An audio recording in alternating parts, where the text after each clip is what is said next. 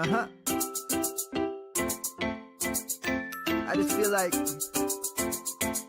I've been around the block, ripping up fantasy stock, working around the clock. Look at the view from the top. Researching rookies a lot? No, I just be listening to pods, yeah. One in particular, I'm just a messenger, let me just pass on the rock. Browning, Brunning, Bruning, pronouncing ain't what he's doing. What he's doing is not losing, but infusing you with new things. And there's Dennis the Bennett, yeah. The man is a menace, yeah. Building a dynasty, some of the finest things. Promise you, you won't regret it.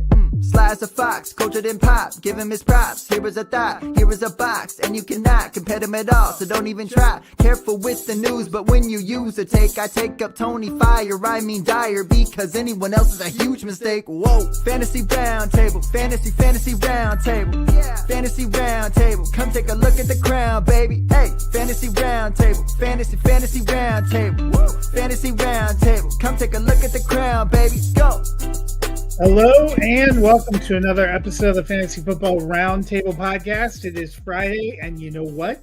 It is the Friday before Super Bowl 59. Dennis, are you excited for the game this weekend? You know, I am. I'm like, you know, there's a huge contingent of Chiefs haters out there.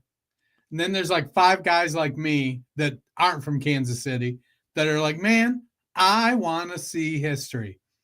I think this is going to be a great game. I think it's two evenly matched teams, two good defenses, and both teams with some exceptional playmakers. I think it's going to be a fabulous time.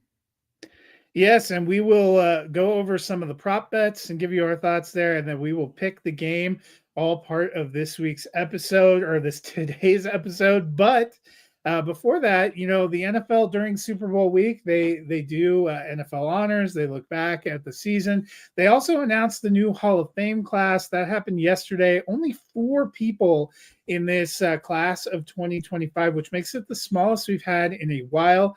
Antonio Gates, wide receiver Sterling Shepard, cornerback Eric Allen, and defensive lineman Jared Allen. Dennis, what did you think of the 4 that made it into the Hall? So one of the questions I always ask myself when it comes to the Hall of Fame is, at any point in their career, was this player considered the best or one of the best? And I got to say, I think all 4 of these guys at one point in their career were top 2 or 3, maybe even the best at their position. Antonio Gates, phenomenal career, put up great numbers, awesome for fantasy. One of the first, he played basketball. Look at his athleticism, guys, out there. Sterling Sharp, career shortened by a neck injury, but for the short time he was at his peak, he was virtually unstoppable in Green Bay. Eric Allen, outstanding cornerback, shut down. When you think of, now I get it, the game was different back then. They could be a lot more physical, but still, in the black and silver, one of the best to go at it. And then Jared Allen, phenomenal career, could really get after the quarterback. Sack master, played on the Chiefs and the Vikings. I think he might have been somewhere else too, but those were the 2 primary teams. And just was the best defensive end in the game at one point. So I agree. You know, there are a lot of people who, you know, are stunned by the exclusion of Eli Manning, and I get it. That's going to be a nonstop debate. But, you know, I don't think at any point we considered Eli Manning to be the best in the game or one of the best. He was a very good quarterback. Yes, he won 2 Super Bowls. But, you know, the people who love Eli Manning and think he should be in there, good for you. Will he get in? I think, yes, eventually he's going to get in.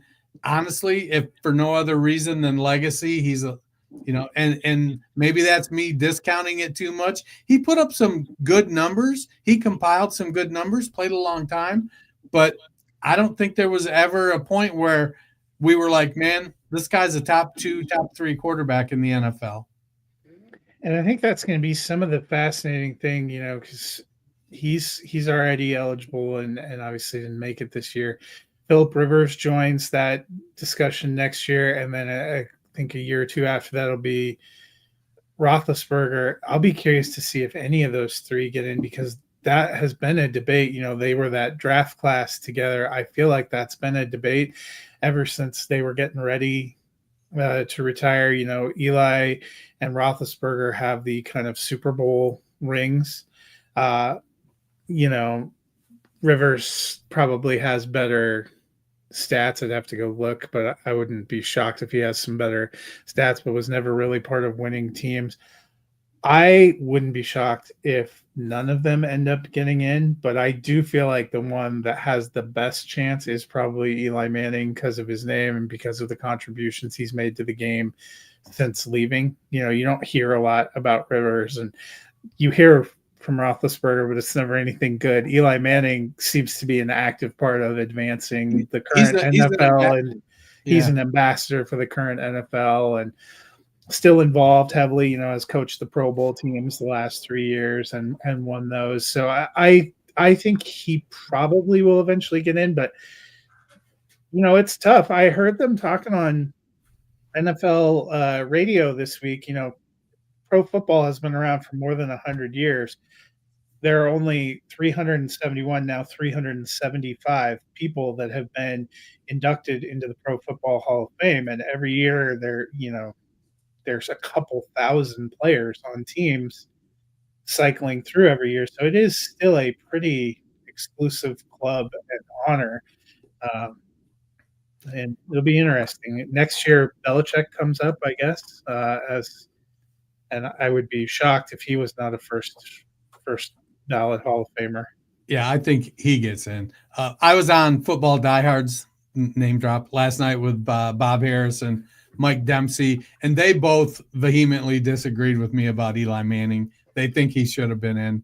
I wouldn't have been shocked if he went in, but I don't think it's – I never thought he was like a no-brainer selection. And honestly, I think after the last 3 or 4 years, I don't know that Aaron Rodgers is an automatic inclusion. He has one Super Bowl victory. He has some very impressive statistical seasons, but it'd be interesting. The thing you can say about Aaron Rodgers, though, is he was considered one of the best. Like, he had some seasons, he had a stretch there where we were like, this guy's at the top.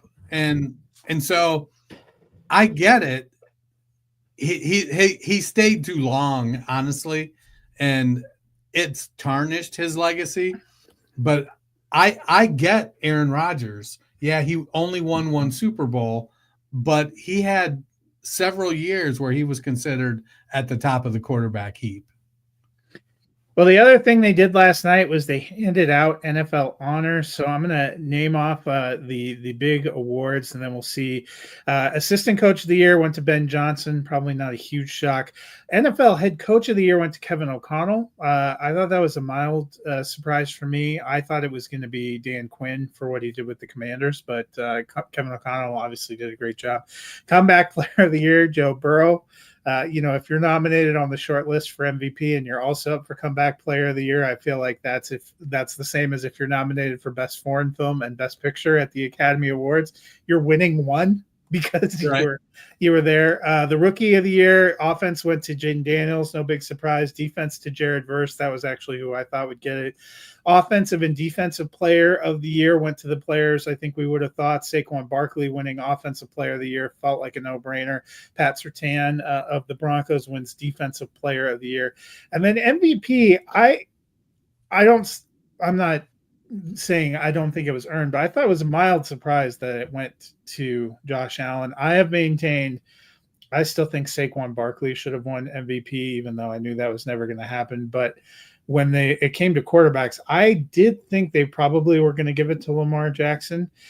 So what did you think of the NFL honors results? No hate for Josh Allen. Had a phenomenal year. I just think Lamar had a better year. Lamar was my pick. And it isn't like it's something egregious. They were both very good this year. You can make a case for both guys. I just think Lamar edges Josh out a little bit. But, Josh Allen doesn't have the best cast around him. There's no Mark Andrews on the Buffalo Bills. There's no Derrick Henry on the Buffalo Bills. So I get the argument, I suppose, from that perspective. I'm not going to say that there was a tragic miscarriage of justice. Congratulations to Josh Allen. But my vote would have went to Lamar Jackson. Yeah. I've been all along team. It should be Saquon Barkley, and someday maybe professional football will give up on the idea that it has to be a quarterback, because I feel like if you were trying to choose between Allen and Goff and Burrow and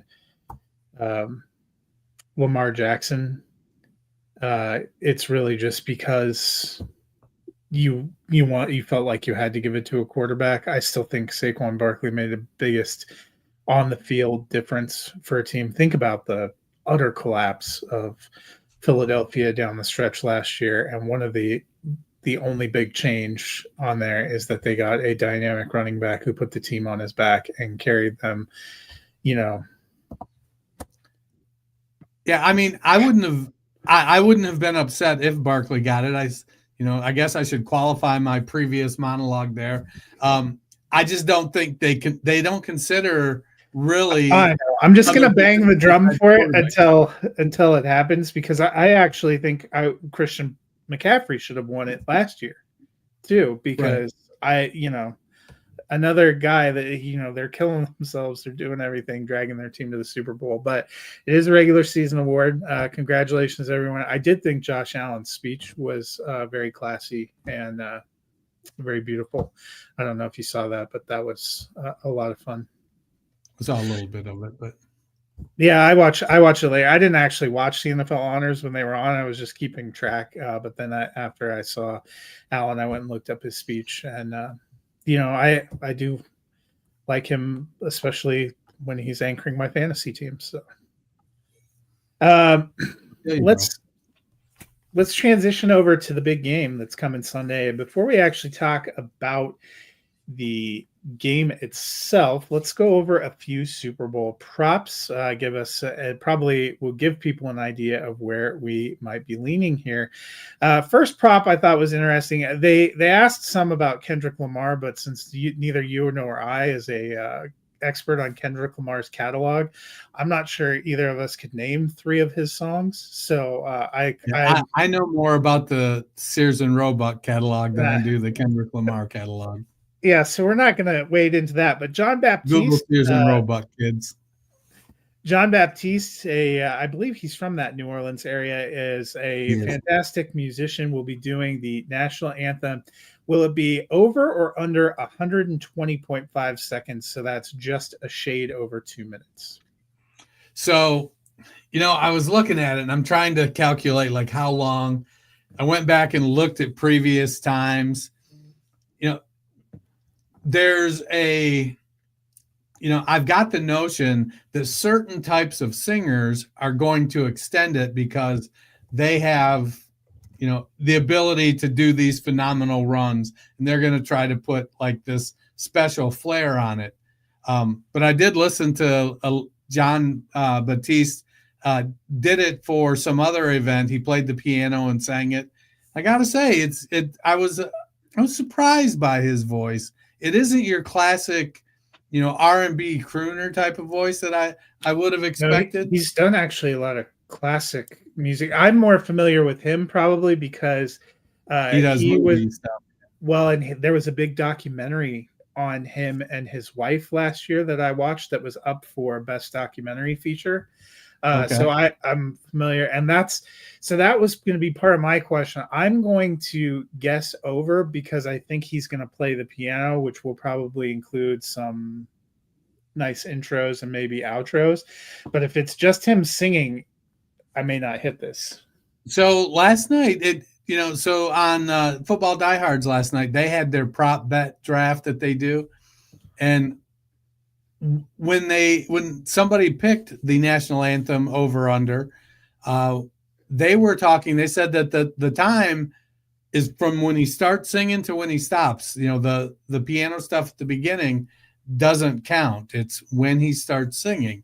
So if that indeed is the case, you know, it could go. And I think that maybe when I looked at some of the times, there were some of the artists had like some longer times in parentheses. And so I think that may have been the ones that were playing instruments that did an intro, but the actual recorded time of the actual anthem was a shorter time. So the average length of the national anthem in the Super Bowl is 103 seconds. So that's pretty short. The last 10 years, the average length is 110, which is still 10 seconds under 125. 5 of the last 10. 120.5. Yeah. 5 of the last 10 have been over 120.5 and 5 have been below it. So, you know, we're at this real conundrum. Which way do you go? Are they going to jazz it up? Yeah. So I'm going to lean into that. I think it's going to go over. I don't think it goes super long over, but when they showed him playing and singing the national anthem, well, there was what felt like a significant piano intro to it. If they're not counting that, there were a couple spots during the anthem where he threw in some piano runs. And so if he does, you know, from start singing to finish singing, I'm going to go ahead and take the over, but I don't think it's going to be like, you know, 3 minutes or anything. No, I'm going to lean into the slight over. Will the coin toss be heads or tails? So again, more interesting research. And in reality, cognitively, you're like, oh, it's a 50-50 chance every time you flip it. In the last, what is it? So this is what, Super Bowl 59? 59, yeah. So it is 30 to 28. It's Super Bowl licks. Yeah. It's 30 to 28 tails. So it's pretty close to 50-50. This is one of those where if you're betting on it, it's purely a guess. Even with it being 30 to 28, even if it had been, you know, the last 5 were heads or the last 5 were tails, it's a 50-50 shot every single time. Is Kansas City the home team? I believe they are, yes. So that means that the Eagles are calling it, right? Or yeah. No? Yep. Yeah, the road team would call it. I'm looking up to see who is the Philadelphia they're saying is the home team. Okay, so Kansas City's calling it. So we can lean into it's rigged, you know, and Kansas City's going to win the toss, you know, regardless of what it is. You know, we've seen that with Jerome Bettis and the Steelers. You know, that was clearly he called heads. It came up heads and the guy said tails or whatever. I forget the clip there. Anyways, I'm gonna go with heads. So yeah, this year's home team is the Eagles. That I'm just double checking because they're saying that the home team is the AFC. It's an alternating pattern. So the NFC is the home team in all odd numbered years. I guess we should have known that. I don't know. It didn't occur to me. Who do you think wins I'm taking heads, by the way. Who do you think wins the coin toss? I'm going with the Chiefs winning the coin toss. I just feel like that's where it will start. Hey, I don't know if you saw the biggest winner last night was Chiefs referee, NFL MVP, and what a performance this year. Right. Yeah, it's to me the whole you know, I had a couple guys at work talking, and one of them's like, "Oh, he's going into all the conspiracy theory." I'm like, "Dude," I said, "you and him couldn't steal this pop machine and not have one of the two of you out yourselves. How do you think that all these refs in the league and all of this are going to be in on something like that? Let's just maybe I'm an anti-conspiracy theorist. I don't know. To me, it seems ridiculous. It's a series of coincidences. They're like, oh, well, plays don't get called, missed calls. Like, there's missed calls on every single snap in every NFL game. There's something that could be called that wasn't. And when there is something called, I'm pretty sure there's something else that could have been called that wasn't. So let's just, you go put on your tinfoil hat, enjoy the Super Bowl. I'm picking the Chiefs to win the toss too. So what do you think the first score will be? Hey, and by the way, it's 30-28 home over away in the coin toss. Interesting. So the first score, field goals have been the first score in the Super Bowl 7 times out of 58 times. So that means 51 times the first score has been a touchdown. Fantastic. I think that slants it to where we want to go. I get it. We've got 2 very good defenses, but 2 offenses with a lot of excellent playmakers. It's gonna.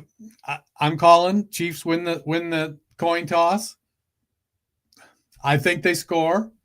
24 of 58 first touchdowns have been by running backs. I think if the Chiefs get it, their running game, to be frank, is poor. Kareem Hunt makes just enough plays. Isaiah Pacheco came back from injury and couldn't win his job back from Kareem Hunt. So that tells me all I need to know about the Kansas City running game. They're going to do just enough that I wouldn't be surprised if Kansas City rushes for under 80 yards in this game. Or if they break 80, it's because Patrick rushes for 35. I think the first score, I think, is going to be a touchdown. And I am going to take we're just asking what it is. I think you can say who scores because score. I think it's going to be a passing score. So who do you think scores it? The easy lean is to Kelsey. Now, Kelsey in the playoffs has had one really good game and one pretty awful game. Noah Gray keeps getting in the way. But this is the big stage. This is, I think Mahomes will lean towards Kelsey a lot because he's comfortable there. But I also think that DeAndre Hopkins and Juju Smith-Schuster have stepped up in playing as role players. Hollywood Brown and Xavier Worthy have added some pop and excitement. Noah Gray has continued to perform. I think it's going to be a passing touchdown. And honestly, I think it's going to go to DeAndre Hopkins. So I also think the first score is going to be a touchdown. I think Kansas City, as I mentioned, will win the toss, but will defer. I think the first touchdown goes to Jalen Hurts. I'm an idiot. On the push. I forgot about the deferral. I mean, they could very well take the ball to try to go down and take a lead. I thought that was maybe the strategy you were going for, but I think Eagles score first as a touchdown with Jalen Hurts getting, even though Saquon Barkley will do a lot of the work, Jalen Hurts will get the glory, which brings us to... I'm going to stick with mine, even though I did screw up with the deferral, completely forgot. Yeah, I mean, just because Philly gets the ball first doesn't mean they'd score first anyway either. Right. I thought this one was interesting. Will Patrick Mahomes or Jalen Hurts have more fantasy points? Now, if they would have said passing yards, I would have automatically gone with Mahomes because, the Eagles don't necessarily throw for a lot. But fantasy points is more interesting to me, and I'm actually going to go with Hurts getting a slight edge in fantasy points. Yeah, so 4 points per passing touchdown, 6 points per rushing touchdown. Hurts with the tush push gets that. Hurts, they take big shots in the passing game with A.J. Brown and Devonta Smith. One of the things that I think flying a little bit under the radar. Kansas City's defense very weak against tight ends. They give up a lot of yardage to tight ends. Where was that note I had here?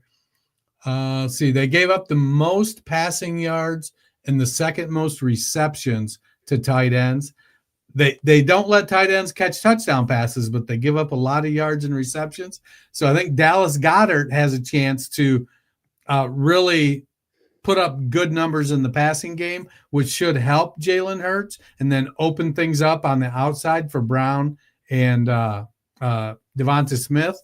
And they don't throw the ball to Saquon Barkley at all. Like, if they're going to go completely off script and change their game plan, it would be, hey, we're going to throw the ball to the running back. They don't. Career low targets and receptions for Barkley.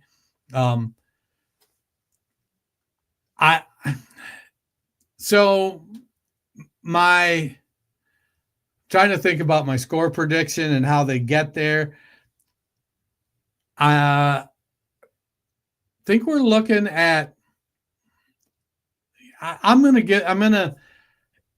so it'll be even on, I think the scoring for points will be even on touchdowns, because I'm going to give 2 to Hurts for rushing, 3 to Mahomes for passing. So that puts them at 12 points each. So then it becomes yardage. Who gets the yardage? I think Hurts rushing will offset Mahomes' passing. You get fewer points per passing yard than you do for rushing yard. So I don't think it's going to be a wide gap, but I agree with you. I'm going to go with Hurts. Who do you think has more receiving yards, Travis Kelce or A.J. Brown? So it's really easy to lean into Kelce's on the decline, had a bad year. He's been inconsistent this year. I do think there's going to be some sentiment to try to get DeAndre Hopkins involved and get a touchdown. But we clearly see a decline in Hopkins' production and ability at this stage of his career as well. So that does open things up for Kelce. And Kelce and Mahomes have this telepathic ability, and it's a big game. So I think Mahomes and Kelce will try to connect. But A.J. Brown's he looks like he's going to be matched up with Trent McDuffie probably. He's the best cover corner for the Chiefs. So it's going to be I'm going to go with A.J. Brown just because I expect big plays from him. I am going to go with Travis Kelce. As you probably should. Well, you never know. Next to a couple of Saquon Barkley props. 1, will he have a play of 30 or more yards? And 2, will he be over or under 150 total yards? I'm going to take the over on both. Yeah. I think the argument could be made there.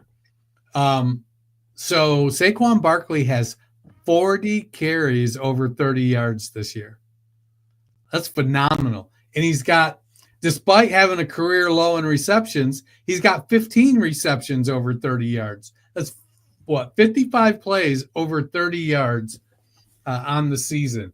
It would seem like a no-brainer, and I agree. I'm going to take yes. He's going to have at least one 30-plus yard play. He's got great vision.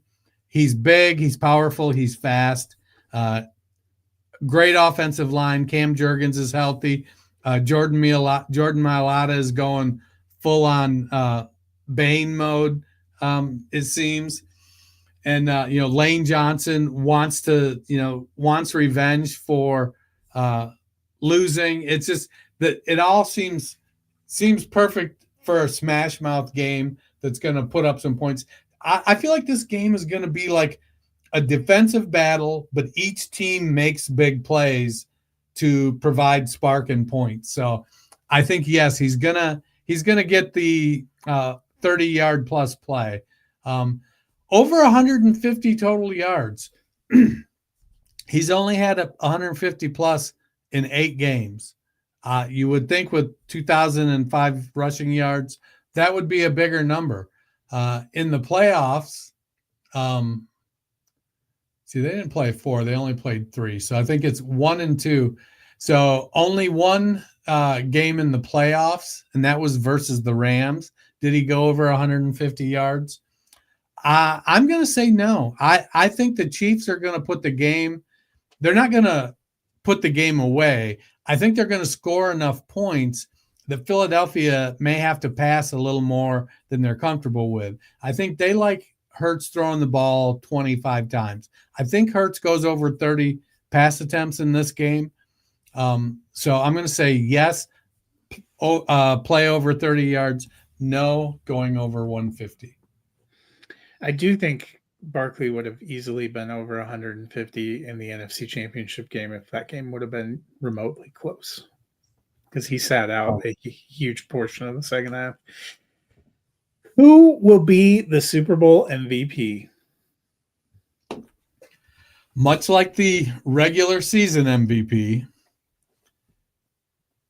it's, we saw when they won with Damian Williams, who came through big, it went to Mahomes. I think Mahomes is going to be the MVP because he's going to have to make some plays. I don't know. Are we predicting score here too? I mean, you can if you want. So my prediction is 33-29 Chiefs. So I think it's going to be what the over under is what, 51.5 or something. So I think it's going to hit the over, not by a ton, but it's going to hit it. But to me, I just think it's one of those things where they're going to default to Patrick Mahomes. Yeah, and 33 times in 58 Super Bowls, the MVP has gone to a quarterback, including all 3 of Kansas City's victories. However, I'm going with Travis Kelce, which will be my nightmare. But this entire game is my nightmare. So welcome to the nightmare. The water is warm. Last prop bet. What color do you think the Gatorade will be? I guess you'd like to think that they're going to have Gatorade colored similar to what their team colors are. Orange has been the color 5 times, purple 4, clear 4, no Gatorade dump 4 times, and yellow 3. This is as random as the coin flip. So I'm going to go yellow. So they said last year they did purple and red because those were the colors of the Super Bowl logo. And this year it's red and yellow. I'm going with yellow. All right. I mean, but you're right. That's probably the most arcane.